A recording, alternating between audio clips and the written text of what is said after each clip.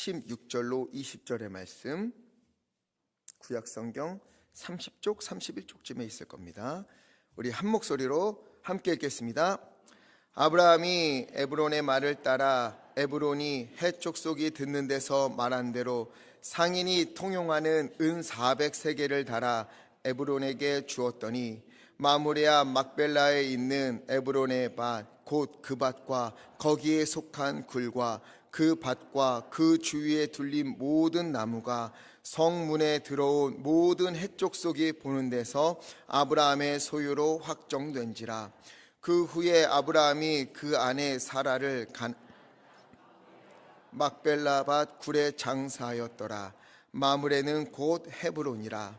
이와 같이 그 밭과 거기에 속한 굴이 헷 족속으로부터 아브라함이 매장할 소유지로 확정되었더라. 아멘. 창세기 23장은 슬픈 소식으로 시작을 합니다. 1절을 보니까 사라가 120세를 살았으니 이것이 곧 사라가 누린 횟수라. 사라가 127세를 향수하고 하나님의 품에 안깁니다. 이때 아브라함의 나이는 137세, 이삭의 나이는 37세였습니다.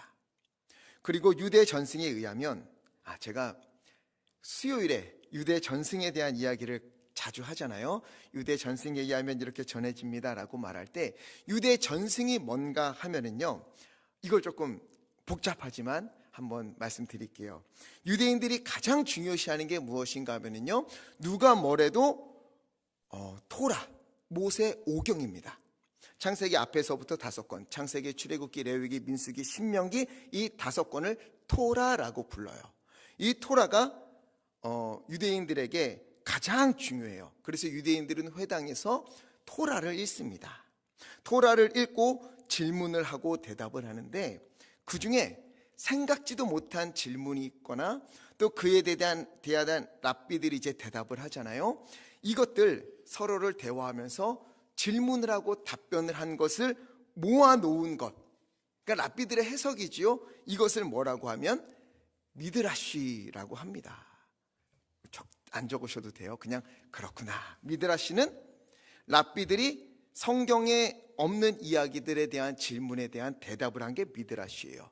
성경, 모세 오경은 토라, 랍비들의 성경에 없는 부분의 질문에 대한 대답, 이것을 모은 게 미드라시. 근데 이 둘로는요, 해결이 안 되는 게 너무 많은 거예요. 이스라엘 백성이 바벨론의 포로를 지내지요. 바벨론의 포로를 지내고 있는데 갑자기 어느 날 페르시아가 바벨론을 점령해 버리잖아요. 페르시아의 포로가 또 됩니다. 엄청 혼란스러운 삶을 살았어요. 그리고 돌아왔어요. 고국으로 돌아왔는데 자신도 모르게 이 두 문화가 새 문화겠지요. 히브리의 문화, 그리고 바벨론의 문화, 페르시아의 문화가 혼재되어 있는 거예요.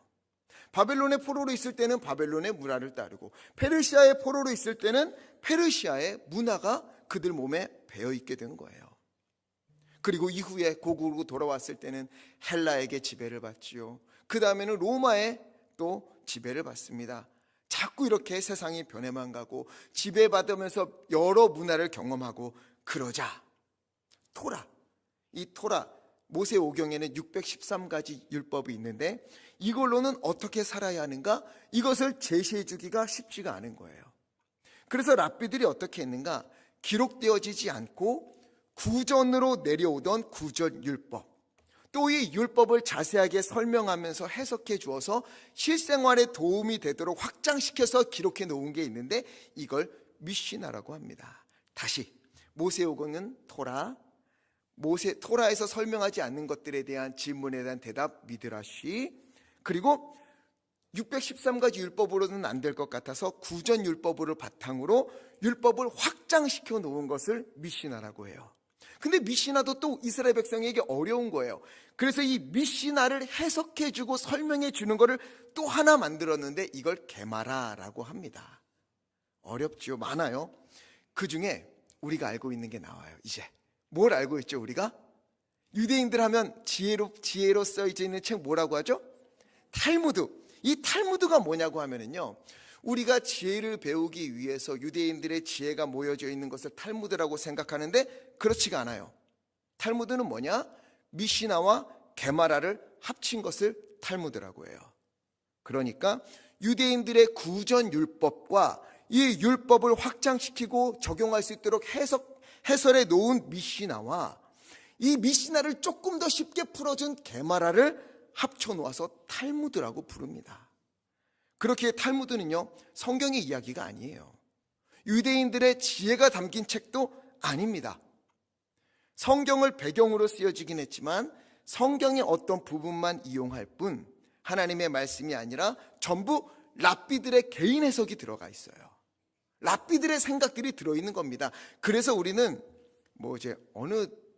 이제 제가 깜짝 놀란 거, 어느 교회에서는 이제 탈무드를 강의를 이 강단에서 하기도 해요. 굉장히 잘못된 거예요. 탈무드는 성경이 아니에요. 랍비들의 해석이에요. 랍비들의 해석을 교회 강단에서 강연을 한다, 강의를 한다? 이건 잘못된 거죠. 문화를 알기 위해, 그들의 이해를 알기 위해 조금씩 참고하는 건 좋아요. 그러나 그게 주가 되면 안 돼요. 그래서 유대의 전승이라고 이야기할 때 이것들을 바탕으로 말씀드리는 거예요. 성경에 나오지 않는 랍비들의 질문에 대한 해석, 미드라시, 구전율법. 예수님도 복음서에도 구전율법 나오잖아요. 장로들의 전통 나오잖아요. 그게 이제 확장시켜서 만든 게 미시나. 이 미시나를 조금 더 설명해 준 게 게마라, 미시나와 게마라를 합쳐서 탈무드. 여기에 기록된 것들을, 이것을 유대의 전통이라고 제가 말씀을 드리는 거예요. 말도 안 되는 질문들과 답변들이 굉장히 많습니다. 이런 생각 해보셨어요? 하와가 왜 아담에게 선악과를 주었을까? 자기만 먹으면 먹었지 왜 아담에게 주었을까?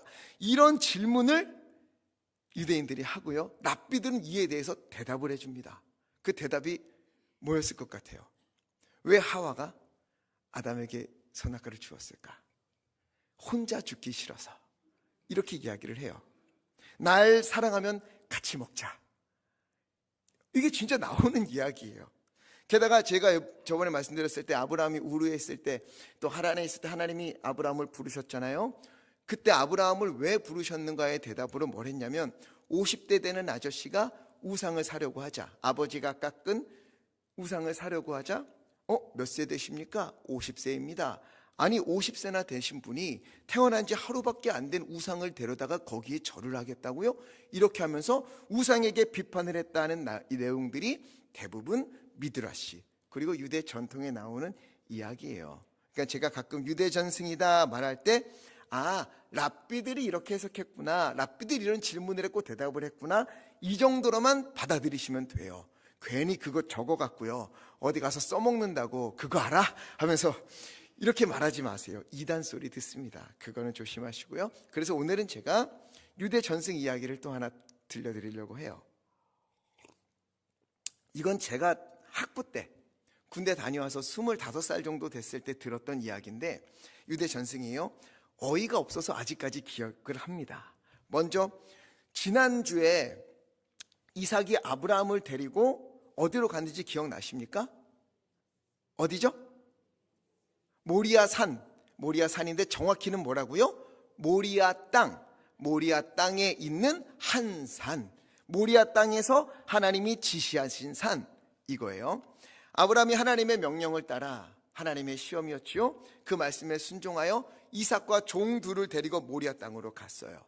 그리고 산에 올라 이삭을 제물로고 바치려고 할 때 하나님이 아브라함아, 아브라함 하면서 멈추시고, 그러자 아브라함이 보니까 순양이 뿔이 수풀에 걸려서 있었잖아요. 그래서 야, 여호와 이레다, 준비하신 하나님이다, 이야기를 나누었는데, 이때 이삭의 나이가 몇이라고 말씀드렸죠?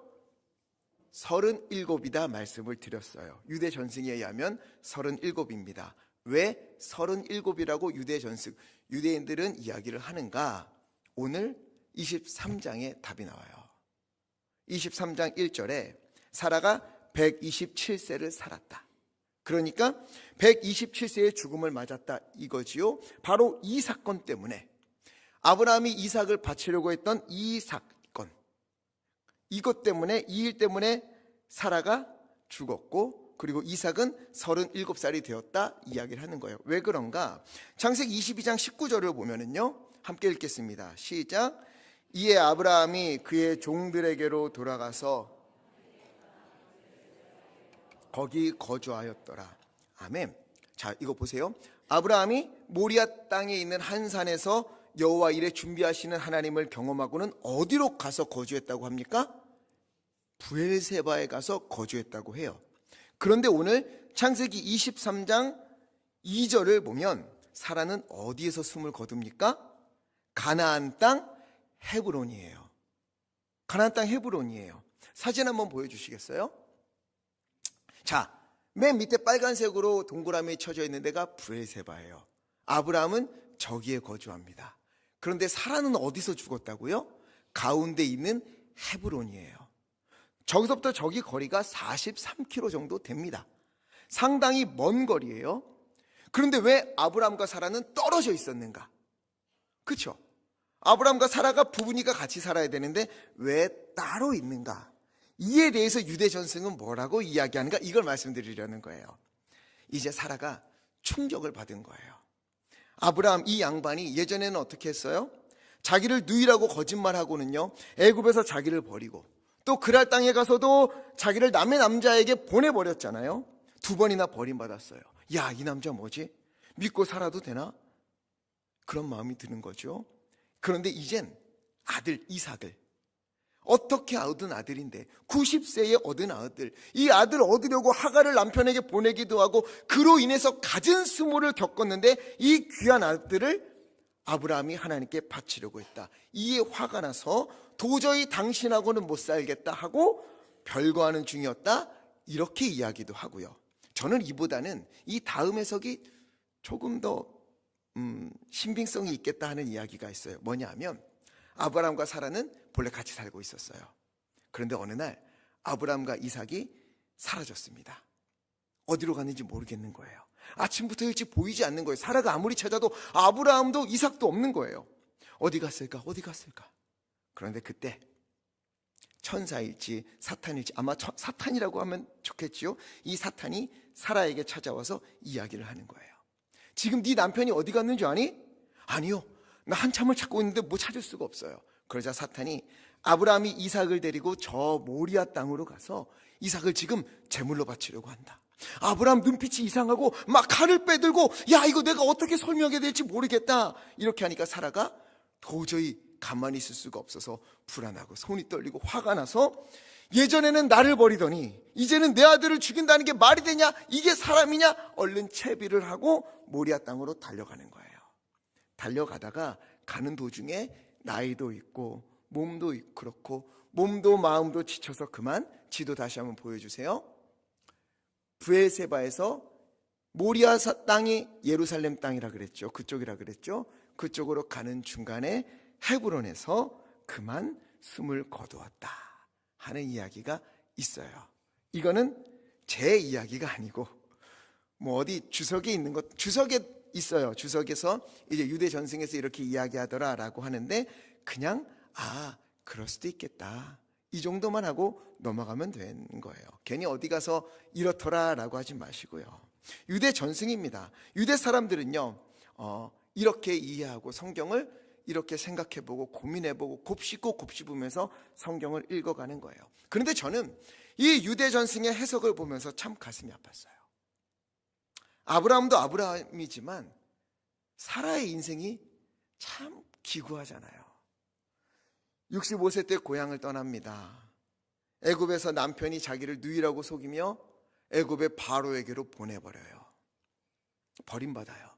하나님이 구해주셨어요, 다행히. 이후에 아들을 주신다고 했는데 너무 안 주셔서 몸종인 하갈을 남편에게 보내서 동침하게 했어요. 하갈은 임신한 후에 사라를 무시합니다. 당시 임신하지 못한 여인은 저주받은 여인이라 그랬거든요. 아마 그렇게 이 저주받은 여인아 이야기했을 것 같아요. 마음의 상처를 입어요. 이러는 중에 또다시 아브라함은 그랄 땅에 가서 자기를 누이라고 속여요. 나이가 몇인데 아비멜렉의 집으로 보내집니다. 사라의 인생은요, 버림받고 무시당하고 버림받고 무시당하고 반복하는 인생이었어요. 게다가 나중에 사라가 나이 90세에 얻은 아들, 이 금주겹 같은 이삭을 아브라함이 하나님께 제물로 바친다고 데려갑니다. 아브라함은요, 그래도 하나님이 인도하시고 또 그에게 나타나셔 말씀도 하시고 아브라함에게도 오셔서 너 아들을 바쳐라 직접 말씀도 하시고 아브라함은요, 하나님을 통해서 위로와 힘을 얻을 수 있었는데 사라는 그렇지가 않거든요. 사라는요, 아브라함밖에 없었어요. 믿을 수 있는 사람이. 하나님이 아브라함을 통해서 사라에게 알려주시는 거예요. 한 번 사라에게 말씀하십니다. 네가 웃었다 할 때. 사라는 하나님을 만난 적이 그때 외에는 없어요. 늘 아브라함을 통해서 받아요. 그런데 아브라함은 위로는커녕 힘을 주기는커녕 두렵다고 자기를 버리고 아들을 제물로 바친다고 하면서 이 일들만 반복적으로 겪다가 인생을 마감하는 사라. 참 마음 둘 곳도 없었겠다. 위로받을 것도 없는 그런 인생 아니었나 이런 생각이 좀 들었습니다. 우리네 어머니들이 그런 인생을 사셨지요. 그런데 하나님은요, 그 인생을 그냥 두시지 않습니다. 하나님은 우리가 보기에는, 제가 보기에는 너무나 기구하고 비참한 인생 같지만 하나님은 그런 사라를 기억하시고 사라의 이름을 온 세상에 선포하십니다. 이사야 51장 2절에 보니까 너희의 조상 아브라함과 너희를 낳은 누구? 사라. 하나님이 이사야서에서도 말씀하시는 거예요. 아브라함만이 아니라 사라가 너희를 낳았다. 이스라엘의 너희의 조상은 아브라함만이 아니라 사라도 포함되어 있다. 이렇게 불러주십니다. 그리고 또한 히브리서 11장은 믿음장이잖아요. 11장 11절 우리 함께 읽겠습니다. 시작. 믿음으로 사라 자신도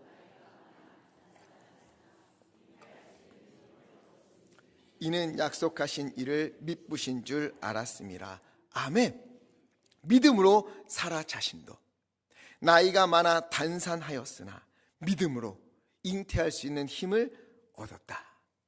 성경은요, 하나님은요, 사라를 그냥 두지 않고 사라 역시 믿음의 사람이었다. 우리에게 들려주고 있습니다. 게다가 베드로전서 3장을 보면은요, 3장 6절에 사라는 그저 힘이 없어서 아브라함이 하라고 한 대로만 한 것이 아니라 사라는 뭐 했다? 순종했다. 그녀는 아브라함을 주라고 칭하며 순종한 것이다. 이처럼 하나님이 사라를 인정해 주셨습니다. 그녀의 믿음과 순종은 그때 비참하게 끝난 것이 아니라 오늘까지 이어지고 있는 거예요. 그러면서 이런 생각이 들었어요. 우리들의 어머니들, 또 이 자리에 계신 우리 권사님들, 또 집사님들, 모진 고통을 이겨내고 때로는 악바리처럼 정말 이를 악물고 버티기도 하고 때로는 한없이 사정없이 흔들리기도 하면서 그렇게 믿음을 지키고 가정을 꾸려온 모든 것은 지금 어쩌면 우리 자녀들은 왜 믿음이 없을까? 왜 우리에게는 믿음의 열매가 없을까? 이렇게 생각할 수 있지만 그것들은요, 이슬처럼 또 먼지처럼 사라지는 것이 아닙니다. 하나님께서 반드시 기억하고 계십니다. 그 믿음은요, 그 순종은요, 그 믿음의 삶은요, 후손들에게, 자녀들에게 반드시 전해지게 되어서 때가 이를 때에 열매를 거두게 될 줄 믿습니다. 사라의 인생 그냥 보면, 성경만 놓고 보면 너무나 제가 보기엔 기구하고 안타깝고 안쓰러운 인생이지만 하나님은 그 인생을 기억하시고 사라의 믿음을, 사라의 순종을 기억하면서 너가 이스라엘을 낳았다 인정해 주시고 너가 믿음으로 살았다 인정해 주신 그 일들, 그리고 후손들에게 그 믿음을 전해 주신 일들이 우리에게 있게 되기를 간절히 축원합니다. 우여곡절이 많았던 사라가 127세에 헤브론에서 숨을 거두었어요. 그러자 아브라함이 2절에 보니까 헤브론으로 달려갑니다. 그리고 너무너무 슬퍼서 애통하며 통곡했어요. 함께 온 지난 시간들이 주마등처럼 지나갔겠지요. 한참을 울었어요, 아브라함이. 그리고는 그 마음을 추스리고 해쪽 속, 당시 헤브론은 해쪽 속에 거주하고 있었는데 그들의 지도자에게 가서 이야기합니다. 4절에 나에게 매장할 소유지를 주어 나의 죽은 자, 나의 아내를 장사할 수 있도록 해주십시오. 그러자 헷족속이 이야기를 합니다. 6절에 당신은 우리 가운데 있는 하나님이 세우신 지도자입니다. 아브라함이 본래 헤브론에 거주했잖아요. 아마 헤브론에 거주할 때에 믿음의 선한 행실을 많이 했던 것 같아요. 하나님을 믿지 않는 이들까지도 아브라함을 보면서 야, 저 사람은 하나님이 세우신 사람이야, 이렇게 부를 정도였던 것 같습니다. 그리고는 그들이 가진 묘실 중에서 좋은 것을 택하여 묘실로 삼으라 허락합니다. 아브라함이 이 말을 듣고 헷족속을 향해 몸을 굽혀서 소알의 아들 에브론에게 9절에 이렇게 이야기합니다. 당신의 소유지 그의 밭에 있는 막벨라 굴을 내게 주십시오. 충분한 대가를 받고 그 밭을 나의 소유지, 매장할 소유지가 되게 하기를 원합니다. 그러자 에브론이요 15절에 아닙니다. 그 땅은 은 400세겔 정도 되는 땅이나 당신과 나 사이에 무슨 돈입니까? 그냥 드릴 테니 그곳에서 당신의 죽은 자를 장사하소서. 이것만 보면 에브론이 되게 예의 있는 사람 같잖아요. 아브라함 굉장히 위해 주는 사람 같잖아요. 그런데 여기에는 함정이 있어요. 당시 한 사람의 1년 수입이 은 5세겔에서 10세겔 정도 된다고 합니다. 그러니까 은 400세겔이면은요, 한 사람이 짧게는 40년, 길게는 80년을 일해서 하나도 안 쓰고 모아야만 하는 그런 금액이에요. 엄청 비싸지요. 심지어 다윗은요, 사무엘하 24장 24절에 보면 아라우나에게 성전터를 구입할 때에, 성전터 예배드릴 처소를 구할 때에 은 50세겔을 지불했습니다. 이후에 예레미야가요, 숙부의 아들이 가지고 있는 밭을 살 때에는 예레미야 32장 9절에 보니까 은 17세겔을 주었습니다. 그런데 아브라함이요, 막벨라 굴이 있는 그 땅을 사는데 은 400세겔이면요 굉장한 상당한 바가지를 씌운 거예요. 말로는 에이 당신과 나하고 무슨 돈입니까? 그런데 그 땅이 은 400세겔은 됩니다. 이렇게 이야기하는 거예요. 아브라함도 비싸다는 것을 알았을 거예요. 그럼에도 아브라함은 아무 소리 안 하고 은 400세겔을 지불한 후에 그 밭을 샀습니다. 그리고 이로 인해서 그 밭은 17절, 28절 우리 함께 읽겠습니다. 시작. 마모레아 막벨론에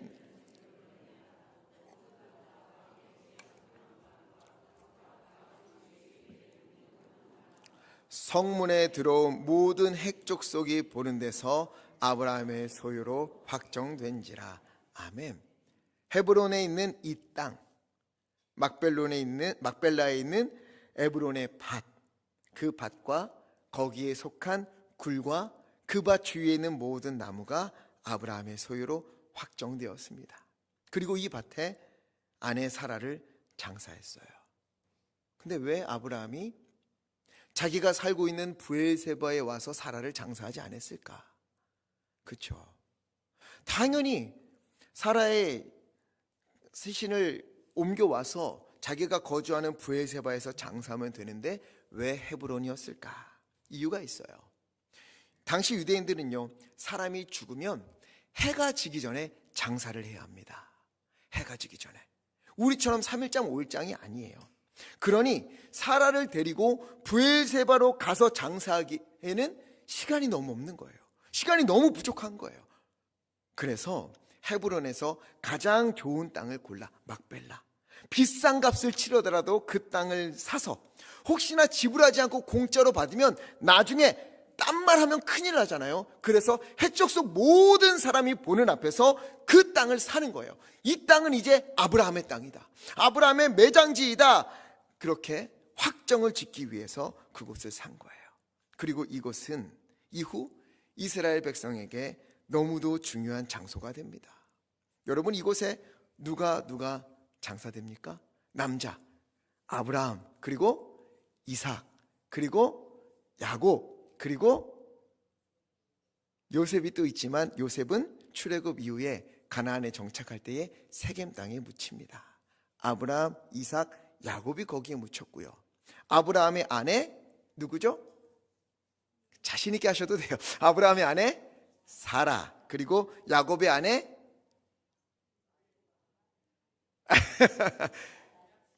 우리가 생각하기에는 야곱에게 우리가 아는 중요한 두 명의 아내가 있죠. 누구죠? 레아와 라헬. 누가 여기에 묻혔을까요? 레아가 묻혔어요. 레아. 왜냐하면 야곱은 라헬을 너무도 사랑하잖아요. 그래서 우리가 보면 라헬이 여기에 같이 묻혔을 것 같은데, 창세기 35장 19절을 보면은요, 18절 19절을 보면 야곱과 함께 이동하는 중에 라헬이 베들레헴 근처에서 죽습니다. 그래서 보세요, 해가 지기 전에 장사해야 되잖아요. 그러니까 야곱이 데리고 갈 수가 없는 거예요. 하는 수 없이 베들레헴에서 장사를 지내요. 라헬은 베들레헴에 묻히고요, 대신 사연 많았던 레아가 막벨라 굴에 매장됩니다. 이렇게 보면은요, 하나님은 약자들을 굉장히 돌보시는 것 같아요. 레아가요, 얼마나 남편에게 사랑 많이 못 받았잖아요. 대신 라헬이 많이 사랑받았지만, 그러면 우리가 인간적인 눈으로 보면 라헬이 너무도 축복받은 것 같지만, 하나님은요 레아를 버리지 않으시고 레아에게 자녀를 많이 낳게 하시고, 또한 레아를 야곱과 함께 막벨라 굴에 장사할 수 있도록 또 인도하시는 거예요. 하나님은 그냥 두지 않습니다. 우리의 어려움들, 눈물들 그냥 두고 보지 않으세요. 결국에 열매를 맺게 하시는 것이지요. 이처럼 믿음의 선조들이 헤브론에 있는 막벨라 굴, 아브라함이 정당한 값을 주고 소유지로 확정한 바로 그곳에 매장되었어요.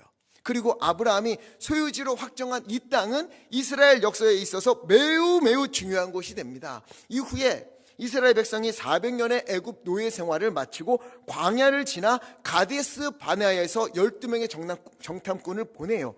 이때 정탐꾼이 땅을 살펴볼 때에 어디를 갔는가?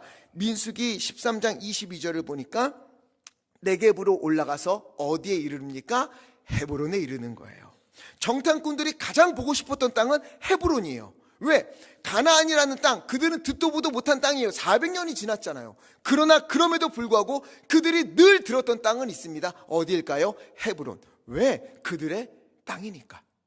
아브라함이 돈을 주고 샀던 그들의 진짜 땅이에요. 믿음의 땅, 아브라함의 소유지, 대대로 이어지는 이스라엘의 전통이 있는 소유지, 그들의 조상, 믿음의 조상 아브라함이 소유지로 확정한 곳, 이곳을 정탐꾼들이 본 거예요. 게다가 아브라함과 이삭과 사라, 리브가 이런 이들이 묻힌 곳이잖아요. 역사와 전통이 숨쉬는 곳입니다. 400년 만에 밝게 된 그 땅이에요. 또 23절에 게다가 그 정탐꾼들이요, 에스골 골짜기에서 포도송이를 땄는데 포도송이 가지가 너무 커서 둘이 막대기를 메고 왔다고 하는데요, 에스골 골짜기가 헤브론 근처입니다. 이들은 그들의 땅을 보고 왔어요. 하나님이 주시고 아브라함이 정당한 값을 치르고 소유지로 확정한 그 땅을 확인하고 온 겁니다. 그리고 하나님이 그 땅을 주시겠다고 약속하셨어요. 그러면 정탐꾼들은 가서 그 땅이 얼마나 좋은지, 야, 하나님이 우리에게 주신 땅이 얼마나 살기 좋은 땅인지, 아브라함으로부터 대대로 내려오는 진정한 소유지인 헤브론을 보고 와서 그 이야기를 들려주면 됩니다. 그 땅이 얼마나 좋은지, 하나님이 약속한 땅이 얼마나 젖과 꿀이 흐르는지, 우리 선조가 샀던 믿음의 조상이 산 그 헤브론이 우리에게 실제로 있는지 보고 와서 들려주면 돼요. 그런데 그들은 어떻게 합니까?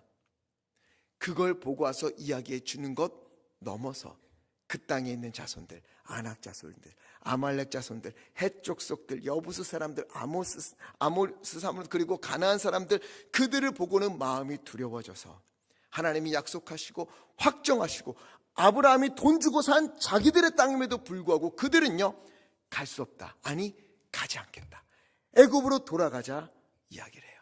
왜? 하나님을 믿지 못해서. 안타까운 일이지요. 아브라함의 후손들, 아브라함이요, 이 후손들까지도 생각해서 그 땅을 돈을 주고 확정했는데, 소유지로 확정했는데, 믿음 없는 후손들은 이를 거부하고 말았던 겁니다. 이 일, 아브라함의 믿음으로 그가 소유지로 확정했던 막벨라를 그의 후손들이 어렵다고 두렵다고 시대가 그렇다고 하면서 거부했던 일들은 이 시대 우리 가운데도 있음을 우리는 보게 됩니다. 우리에게도요, 아브라함과 사라처럼 모진 고통을 감내하고 이겨내고 버텨가면서 믿음을 지켰던 믿음의 선조들이 있습니다. 가난 가운데서도 핍박과 환난이 있음에도 믿음으로 살고 충성하고 교회를 위해 헌신을, 눈물을 아끼지 않았던 믿음의 선조들이 있어요. 그 가운데 부어지는 하나님의 은혜를, 놀라운 부흥을 경험했습니다. 살아났어요. 하나님의 약속을 믿었고 약속을 바라보면서 살았던 믿음의 삶들이 열매를 맺은 거지요. 그러나 시간이 흐르면서 세대가 변해가면서 많은 그리스도인들이, 그리고 그리스도인 자녀들이 하나님의 약속과 은혜와 부흥을 과거의 일들로 여기고 있습니다. 앞으로는 그런 일이 없을 것이다. 과거에 있었던 부흥은 앞으로 없을 것이다. 지금 이 시대에는 필요가 없다. 능력이 있어야 된다. 좋은 기회가 있어야 한다. 하나님을 외면하는 시대가 되어가고 있습니다. 요한계시록 2장 6절 말씀 우리 함께 읽어볼까요? 시작. 그러므로 어디서 떨어졌는지를 생각하고 만일 그리하지 아니하고 회개하지 아니하면 내가 가서 내 촛대를 그 자리에서 옮기리라. 아멘. 저는 이 일이 우리 가운데 있지는 않을까 두려운 마음이 심히 큽니다. 어디서 떨어졌는지를 회개하고, 어떠한 믿음으로부터 떨어졌는지, 어떤 믿음의 유산으로부터 떨어졌는지를 회개하고 다시 돌아가지 않으면 하나님은 우리에게 맡겨주셨던 촛대를 옮기겠다, 가차없이 버리겠다, 하나님께서 말씀하시는 거예요. 혹시나 우리 가운데에 하나님께서 약속하신 것들을 우리가 믿지 못하고 있는 분들이 있을지 모르겠어요. 막벨라 굴을 아브라함이 소유지로 사고 하나님께서 그 땅으로 너희를 인도하겠다 했음에도 불구하고 현실이 너무 두려워서, 내가 가진 것이 너무나 부족해서, 앞이 보이지 않아서 그 앞에서 거부하고 주저하고 혹은 애굽으로 돌아가려고 싶어하는 마음이 우리 가운데 있는지 우리는 한번 돌아봤으면 좋겠습니다. 아브라함이 소유지로 확정했는데, 우리 땅인데, 하나님이 우리에게 약속하셨는데, 우리에게 승리를 주시겠다, 우리에게 선을 이루시겠다, 하나님이 우리의 모든 것을 통하여서 생명을 전해주시겠다 약속하셨는데 그것을 믿지 못하고 그 앞에서 두려워하면서 벌벌 떨다가 뒤로 돌아가려고만 하는 그런 일들이 혹시 우리 가운데 있는 것은 아닙니까? 그렇다면 오늘 우리가 다시 한번 하나님의 약속을 의지했으면 좋겠어요. 하나님의 약속을 믿으십시오. 하나님은요 분명히 약속하셨어요. 우리의 모든 것을 합력하여 선을 이루시겠다. 지금 우리 앞에 있는 어려운 일들, 막막한 일들, 혹은 아픈 일들, 혹은 몸의 아픔까지도 하나님은요 반드시 선으로 이루실 줄 믿습니다. 이 약속을 믿는 사람은 당당할 수 있어요. 그곳으로 갈 수 있어요. 아브라함이 소유지로 확정한 그 막벨라를 당당하게 기쁨으로 갈렙과 여호수아처럼 들어갈 수 있어요. 그러나 이것을 잃어버린 사람은 하나님이요 내 촛대를 너에게서 옮기겠다, 두려운 말씀을 주시는 것입니다. 그리고 또 우리는요 우리의 자녀들을 위하여 끊임없이, 우리의 다음 세대를 위하여 끊임없이 기도해야 합니다. 우리의 믿음이 여기서 멈추지 않도록, 과거가 되지 않도록, 자녀들에게 희망이 되게 해달라고, 믿음과 소망이 되게 해달라고, 생명이 되게 해달라고 우리가 함께 기도했으면 좋겠습니다. 자녀들이 믿음의 길을 걷는 것은요 부모의 믿음의 결단과 그 믿음의 행동이 있을 때 자녀들은 변하게 됩니다. 부모들이 어려움이 있을 때 어떻게 기도하는지, 무엇을 의지하는지, 어떻게 이겨내는지, 어떻게 살아가는지 자녀들은 이것을 보게 되어 있습니다. 너 교회 나가라, 너 예수 믿어야 된다, 이게 아니라, 강요하는 게 아니라 믿음의 삶, 그 가운데 정말 어려운 일이 있으면 그 앞에서 무릎 꿇고 기도하고 하나님 앞에 기도의 자리로 가고 믿음의 말을 외치고 그렇게 살아가는 것들이 자녀들에게 전해지는 거예요. 말이 아니라 삶입니다. 말이 아니라 기도입니다. 여러분, 우리가 그렇게 살면은 자녀들이 그 모습을 보고 그와 비슷한 일을 겪을 때에 부모가 했던 일을 기억하면서 믿음의 자리로 가게 되는 거예요. 기도의 자리로 가게 되는 거예요. 이러한 은혜가, 막벨라의 굴을 소유지로 확정했던 아브라함의 믿음이, 그 소유지가 우리 자녀들에게도, 믿음이 자녀들에게도 경험되어지고 하나님의 은혜를 누릴 수 있는 은혜가 우리 세대에 멈추지 아니하고 자녀들에게 이어지기를, 그걸 위해서 마음을 다해 기도하는 우리 모두 되기를 간절히 축원합니다. 우리 앞에 하나님의 약속이 있음을 잊지 마시고, 또한 이 믿음이 나에게서 끝나는 것이 아니라 자녀에게 전해질 수 있도록 하나님, 내가 믿음으로 살겠습니다. 부족한 나의 믿음, 부족한 나의 기도, 부족한 나의 행함 하나님 보시고 우리 자녀들에게 믿음의 눈을 열어주사 하나님을 보게 하여 주소서. 이 기도와 이것의 열매를 맺는 은혜가 우리 가운데 넘치기를 간절히 축원합니다. 그래서 우리 두 가지를 가지고 기도했으면 좋겠어요. 먼저 아브라함이 믿음으로 돈을 주고 확정했던 그 막벨라 굴이 있음에도 불구하고 정탐꾼들처럼 내가 두려워하고 있는 것은 아닌가. 하나님은 나에게 있는 모든 일, 지금에 있는 일까지도 합력하여 선을 이루게 하시는데 내가 그 하나님을 믿지 못하고 두려워하고 무서워하고 뒤로 돌아가려고 하는 것은 아닌가. 주여, 나의 연약함을 용서하여 주시옵소서. 믿음의 눈을 열어서 주님께서 약속하신 것들을 보게 하여 주시고 그 길을 걷게 하여 주시며, 하나님, 우리의 믿음이 끊어지지 아니하고 자녀들에게 전해질 수 있도록, 믿음의 유산이 전해질 수 있도록 아버지 우리 가운데 함께하여 주시옵소서. 우리 시간에 마음을 다하여 주여 힘차게 외치시고 합심하여 함께 기도하겠습니다. 주여,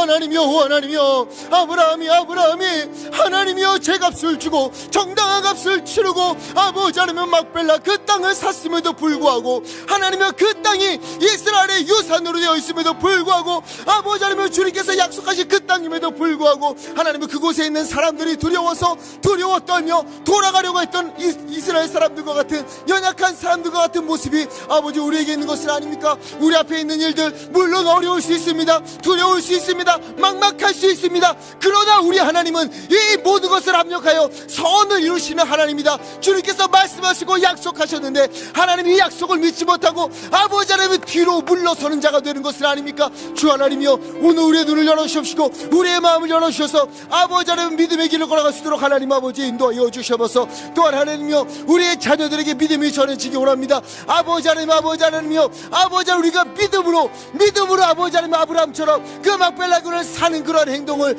아버지 우리가 행하게 하여 주십시고, 아버지 하나님의 믿음과 우리의 기도가 우리 자녀들에게 다음 세대에게 전해져서 그들에게 진정으로 하나님의 놀라운 사랑과 놀라운 회복과 놀라운 은혜와 부흥이 넘치기를 원하옵나니 주 하나님 붙잡아 주시옵소서. 우리 가운데 하나님 은혜를 베푸시고 아버지 우리 가운데 주님의 은혜를 덧입혀 주시옵소서. 아버지 하나님 아버지 아브라함이 정당한 값을 치르고 그들의 후손을 위한 땅으로 막벨라 밭을 샀음에도 불구하고, 약속의 땅임에도 불구하고, 하나님이 인도하시겠다 약속하셨음에도 불구하고 그 땅을 보는 것이 아니라 그 땅을 점령하고 있는 사람들, 그리고 연약한 자신을 보면서 물러서고 뒤로 돌아가려고 하는 듯한 행동이 우리에게 있는 것은 아닙니까? 주 연약한 우리를 용서하여 주시옵소서. 하나님, 주님께서는 오늘 우리 앞에 있는 놓여져 있는 이 일들, 마음을 아프게 하고 지치게 하고 흔들리게 하고 답답하게 하는 이 일들까지도 하나님은 선을 이루시기로 약속하신 하나님이신데, 하나님은 그 하나님의 약속을 믿지 못하고 뒤로 물러서고 있는 것은 아닙니까? 주 하나님이여, 오늘 우리의 마음을 다 잡아 주시옵시고 믿음의 눈을 열어 주시옵시고 믿음의 걸음을 걷게 하여 주시옵시고 믿음의 행함이 우리 가운데 있도록 아버지 인도하여 주시옵소서. 믿음으로 살기 원합나니 주 하나님 붙잡아 주시옵소서. 아버지 하나님, 어려울 때 더욱 기도의 자리로 가고, 어려울 때 더욱 믿음의 행함을 하고, 어려울 때 더욱 믿음의 말을 하는 우리 모두 되기 원합나니 주 하나님 우리를 붙잡아 주시옵소서. 또한 하나님, 그러한 믿음의 우리의 행함이 아버지 하나님이여 우리 자녀들에게 전해져서 하나님이 그들 역시 그러한 일이 있을 때마다 주님 앞에 나아오고 기도의 자리로 가고 믿음의 삶을 살아내는 일들이 우리 가운데 넘치기 원하옵나니 하나님이여 우리의 자녀들, 우리의 다음 세대를 주 하나님 구원하여 주시옵시고 그 구원의 길에 우리의 믿음을, 우리의 행함을 사용하여 주시옵소서. 아버지, 우리 가운데 주님의 은혜를 부어 주시옵소서. 그래 하나님, 우리가 찬양하는 것처럼 진실로 주님의 부흥이 우리 가운데 넘치기 원하옵나니, 다시 살리시는 생명 은혜가 넘치기 원하옵나니 주여 우리 가운데 은혜를 부어 주시옵소서. 예수 그리스도 이름으로 간절히 기도하옵나이다. 아멘.